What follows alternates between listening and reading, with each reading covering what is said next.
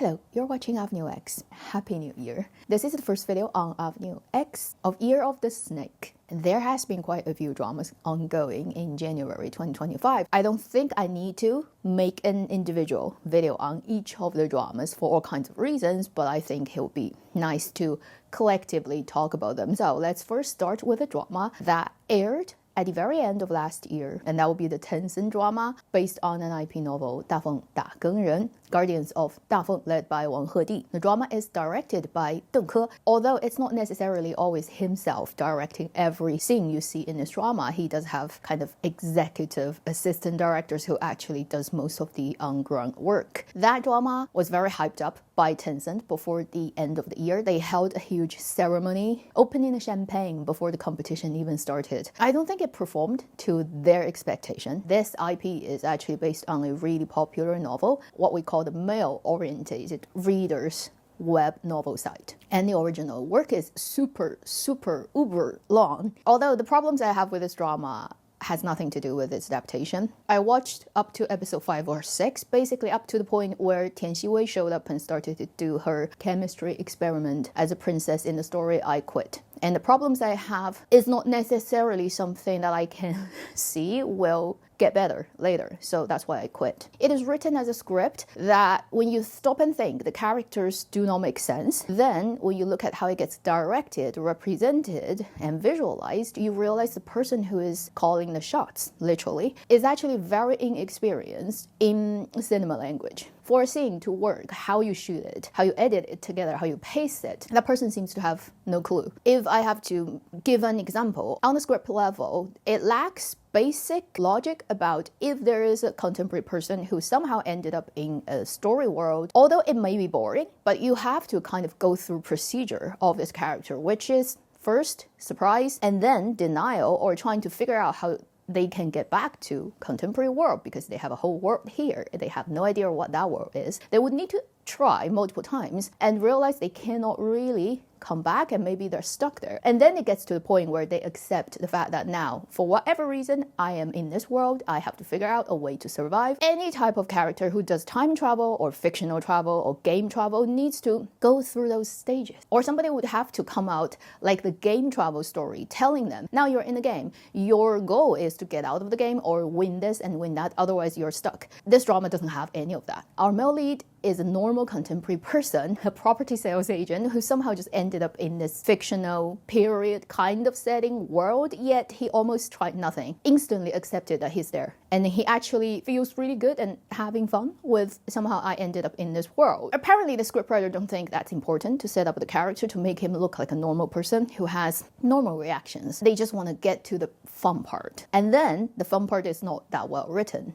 either. If you watch the drama first couple of episodes, you realize it has a lot of comedy, but it's really poorly written and performed and edited. It basically is awkward all the time when they're trying to make it funny. And certain things are so not learned in terms of how it gets told on screen that I really doubt the person who's directing this drama knows anything about cinema tradition. For example, the classic fun thing you do about somebody walking in the wrong direction. And in the very simple comedy setup, what you do if you've watched enough episodes of Tom and Jerry would be the person who's walking the wrong direction would need to exit the frame, wait for a couple of beats, and you see this person coming back. And that completes the whole sort of expectation of how it works on screen. It is not by any means absolute, but it is an established tradition that everybody on this planet right now knows if they've been in touch with modern technology. Yet this drama didn't even do that. They let the group of people not even exit the frame and then realize they are walking the wrong direction, and then they turn. It becomes extremely awkward. I think that's episode 1. And pretty much every comedy moment I've seen in the first 6 episodes I've watched has this problem. I think that's enough to convince me not to keep watching the drama. That's the first drama we're going to talk about today. Moving on chronologically, early January, I think it's the 2nd or the 3rd, Youku aired the drama 千朵桃花一时开, a classic idol fantasy drama led by Zhang Bingbing, Sun Zhenyi. I watched 11 episodes of this drama. I do have to say I don't actually have a huge problem with any part of the drama, but then also not any part of the drama hooked me. Although I do have friends who really like the drama and thinking the script is really well written, how characters' fate intertwine and how everything actually gets resolved in the end, it's being thought through. Online, this drama actually doesn't get a lot of criticism, although truly not that many people are watching it either. But for the people who have watched it, they don't seem to have big problems with it, and some parts of it they really like. So this probably is one of those dramas that works very differently on different people, but unlikely to offend people. I'm thinking because its aesthetics is too old-fashioned, like many previous Youku fantasy idol dramas. If it was 7 years ago, maybe the drama would be a lot more popular. But now everybody has seen too many of such iteration. The color palette, the lighting, even the costume styling, and the overall, let's say, refinedness or not refinedness of the props and sets, it kind of sits in that slightly archaic and not in any aspect inventive zone of period idol drama, that just the hardware side of this drama really doesn't attract me. Also, personally, any of the leading actors and actresses, none of them happens to be my type. So I just tried really hard and couldn't feel like I care about the story. Definitely it's not a bad one. It may be a wrong one for the time of 2025. Then after that, we've had the two dramas airing at the same time, the Yangzi Guose Fanghua, Flourished Peony on Mango, and then the Biyou, 白月繁星, Moonlight Mystique on iQIYI. Both are period dramas. One is realistic world setting, the other is fantasy idol drama. Let's first talk about 国色芳华. I've already made a first impression video on that drama. After I've made the video, I watched a little bit more and I stopped watching the drama. I waited till it finished airing and then went back to check on the episodes I didn't watch in a very quickly dragging the playhead way. So I didn't go through every second of it, but I do know all the major plot point that has happened to our main characters. For this drama, I'm glad I stopped watching because I would have considered the time I would have spent if I watched the rest of the episodes minute by minute a waste. As the story develops, the supporting roles, like the two female supporting roles, one is our female lead's good friend and business partner, the other is her enemy, the princess. They have started to deteriorate towards being purely functionally a tool to help the designed plot to happen to our female lead. And this is a way of writing supporting roles that I really don't like, because essentially it is saying only the lead characters in your story deserve to be a full three-dimensional person. And usually this type of writing doesn't result in very successful lead characters. It makes the whole story reads like a big cheat. Like I said in my first review, the princess character really, she should have, could have, would have pulverized our female lead the first time they met each other. But our female lead has plot armor. So as the story develops, more and more ridiculous things happens to the princess. And even what her father does is not making sense, because her father at that point is still the most powerful man in the kingdom. And then he would allow the type of things that happens to his precious daughter happen is not making any sense. And then the female lead's good friend, that girl that I really like the actress's performance, the fact that she jumps back and forth between now I'm free, I am a woman of my own, and then she gets easily influenced and then she jumps back to the arms of the sickly, psychotic ex-husband, and then she kills him and then she dies. It's like what she does is just for dramatic conflict to make the female lead, therefore being able to have all those epic acting moments with quotation mark and reactions, and somehow that makes our female lead grow. And I'm like, excuse me? Not to mention the whole thing of how romantic it is that I finally become your concubine. When I was watching the drama, I think at that point when they had the scene where the guy lied to her about the knife and she didn't know the knife is actually a fake one and she is about to kill herself, he's just standing there holding that grain, knowing that obviously it's not real and she's gonna find out instantly, and then he would just have had fun with her. Around that scene, I started to have this, like, that is... And somehow the drama is making it look like it's fun. The lovers teasing with each other, it's harmless. If in real life, I'm in her shoes and somebody is playing with me like that, it's not gonna be a happy, let's say, resolution of that scene. This guy's jaw is gonna get dislocated, okay? I'm just saying, I don't care who you are and powerful, and in that moment, you're gonna get so beaten up by me because it is just absolutely disgusting for a guy to do that. I'm like, they're gonna keep playing this because he is the male lead and you are destined to be with him and he is essentially at the core a good person, therefore it does not matter, right? For all the over-the-top things that happens, it's all gonna be fine. I'm like, no, that is so gaslighting yourself. I'm just happy that I didn't spend the rest of the 20 episodes or so time keep watching the drama. And then for 百月繁星, this one I've watched the least, I confess, among all the dramas I'm talking about today. And it's for a really weird reason. I cannot deal with the saturation level of the colors. The purple, the blue, all the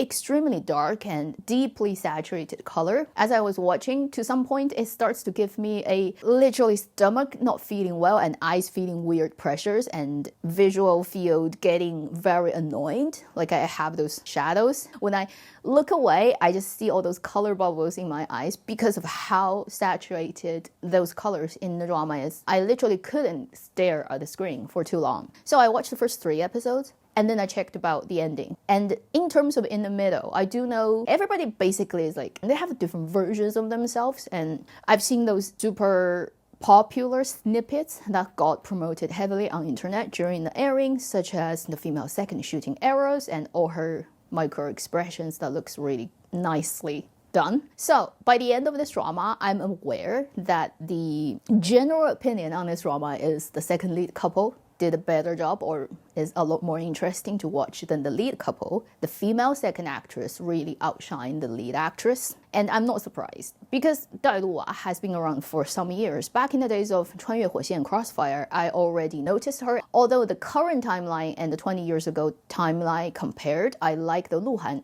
timeline more. I do think Dai Luwa as the later timeline main character did a brilliant job, acting mainly opposite Wu Lei. From that point onward, I was aware of her presence and I was really happy to see her showing up again in Lost You Forever and did a pretty good job of playing her princess character too. I think this is her so far most popular character, typical idol fantasy drama character, but then it's those type of character that can precisely show you as a professionally trained young actress, what are the basics you should be expecting that an actress can do when she's playing a character. She's not just playing in that moment, happy, sad, whatever. She's playing what happened to her before and then what maybe happened after. She has a clear idea about the whole timeline of her character and where at this moment I am situated in. Therefore, you can see her performance in that moment that has included the time that has happened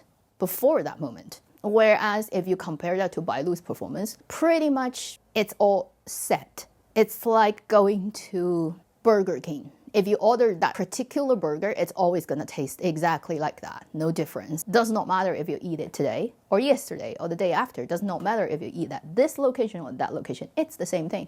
Her performance is more like you cannot see the past or the future, or let's say multiple incarnations, or whether you're aware of what has happened or not. None of those information exists in her acting. She's only acting in that moment. Happy, sad, crying, screaming, and it all looks the same. You make an edit of her performance of similar emotions across different dramas. Unless you've watched all of them and you're super sensitive to hair and makeup style, you can't tell. Is this from this drama? Is this from that drama? I'm happy that actors such as Dai Luwa can become more noticed. So after this drama, she's definitely gonna get better resources, better offers of stuff, and she's pretty, she can act. I'd rather see more such actress getting more roles. It's easier on me as a drama watcher, honestly. Then the last one probably would be the safest drama for me today among the 5 dramas I mentioned to say it is a drama that you can go into because first I've watched through it. I know the whole thing. It's short, 13 episodes. 一人之下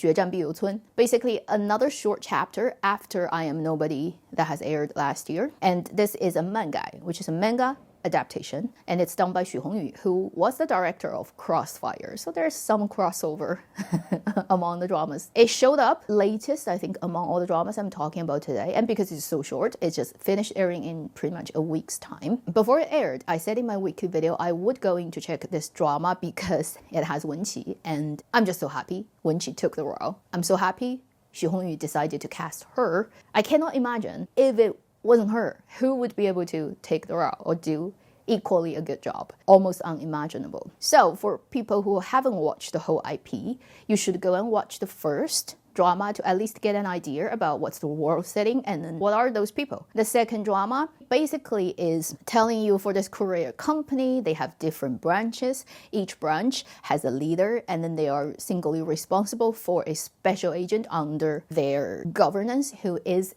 one of those supernatural powered beings in this world setting, but often too powerful and too weird to get well managed and controlled, and therefore their identity stays secret. But then one of the agents went rogue of one branch. Therefore, the whole company picked the other special agents from other branches, collect them together, and go on and hunt down this person and determine whether they need to exterminate this person or they should bring her back.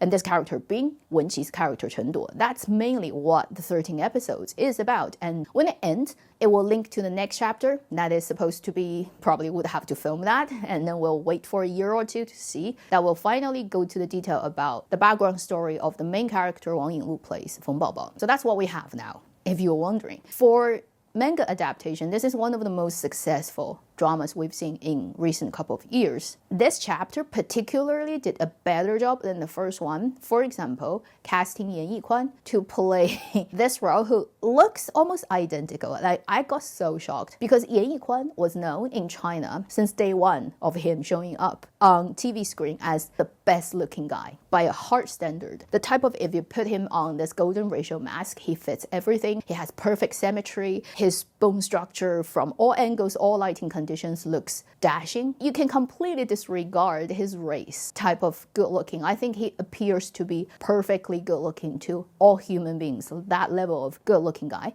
Yet they picked him to play this role who has this twisted muscle on his face, constantly having this weird expression constantly 24/7, and the actor literally pulled that off, almost identical to the drawn manga. I don't know how much work has gone into that to make him look like that. That's one thing that I really haven't seen in any Chinese drama. Just for that one thing, I think it's worth you checking out and getting impressed by it. And then you have Ying Fang playing the Cunzhang, the village head character, who is also a great actor. And he gave the character more depth than you expected. Weirdly appealing and sexy, or maybe not weirdly, because a lot of people find him not that good looking, but really sexy. And I agree. In this drama, you can tell that. And then we have to definitely talk about casting Wenqi playing the character Chen Duo. She doesn't physically look like the manga character at all, yet, oh my god, her performance is phenomenal. I always really liked her, and I always kind of feel she is special in terms of just raw talent of acting, but also like her face. The camera goes to her face and she doesn't have to do anything. It's almost like story is already there. She's the type of, her face equals to story, cinema actress. She's particularly suited for close-up, extreme close-up, extreme, like just one eyeball close-up. Every twitch of her eyelashes kind of is telling a story type of person. In my opinion, even if you are not interested in the IP, I Am Nobody, or the fact that it's a manga adaptation drama, just to look at her performance and the way she can elicit emotional reaction from the audiences, it's worth checking out. Particularly the last but one episode, when her character kind of ends, is pretty much copied from the manga. And you almost wouldn't believe you can do that one-to-one in the three-dimensional world so effectively. Anyway, go and watch this drama, if not for anything, for looking at how magically Yan Yikwan can play his facial muscle, and then to look at mind-blowing performance from Wenqi. Therefore, I think for all the 5 dramas I've talked about today, this one probably will be the safest. And I'd say, if somebody forces me to say, pick one drama out of these 5 to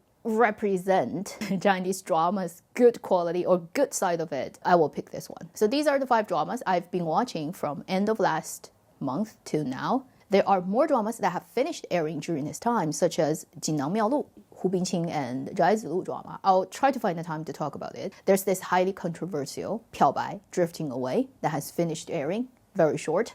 on 爱奇艺. You have just started airing right now, ongoing the second season of Trident, which I am loyally following every day, and I'm so happy. It's just as fun as the first season. Then you have the 1999, the Reopening My Journal. The Perfect Match one is on air. I checked out a little bit of it, and I definitely am not gonna keep watching. It's like Pride and Prejudice, Chinese Song Dynasty version, but so poorly written that Jane Austen will be very pissed if she found out that there is such a version in drama. And later you have more dramas coming in. So during Chinese New Year time, Chinese Dramaland is gonna be packed. And then you have 4 or 5 films fighting for #1 of box office. I'll keep my eye on everything. It could very well happen that I couldn't get things out in time, but I will still try my best to make videos and talk about dramas that I think are worth talking about or definitely needs to be talked about. That should be the end of this video. Thank you for watching Avenue X. Again, hope you have a great beginning of Year of the Snake. I'll see you in my next video. Meanwhile, live long and happy drama watching.